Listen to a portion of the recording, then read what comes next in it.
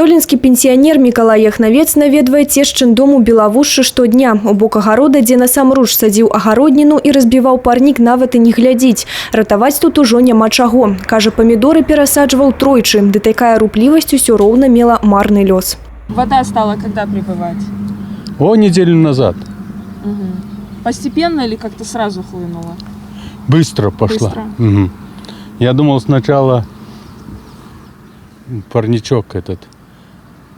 Может не прибудет сначала до парничка. Угу. А потом где-то за часа два теща звонит уже в парнику вода. А потом за сутки, каже, уже все плавает.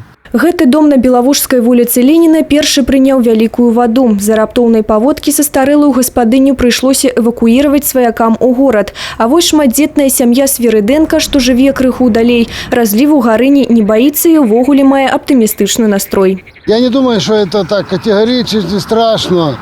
Пришла вода, ушла.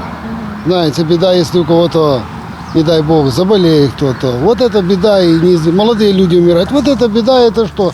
Идет вода, перепашем, посадим по новой.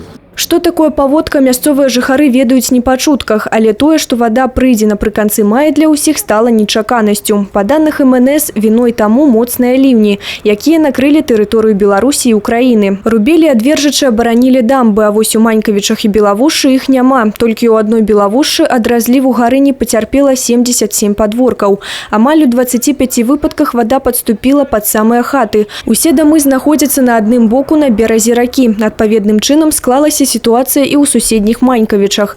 730 подворков затопило 36. 5 домов по улице Набярэжная стаяць у воде. У одной из хат вода нават унутры. Нягледзячы на гэта, гаспадары свои домы не покинули. Если ущерб нанесен строением, хозяйственным посольным домам, тогда я думаю, что можно рассчитывать на какую-то компенсацию Белгосстраха, так как дома и строения люди в основном или обязательная страховка в них есть, или добровольная страховка есть, а также имущество. 100% страховую выплату атрымаюць толькі тыя, хто своечасова аформіў дагаворы па добраахвотным маёмасным страхаванні. У Манькавічах такіх двое.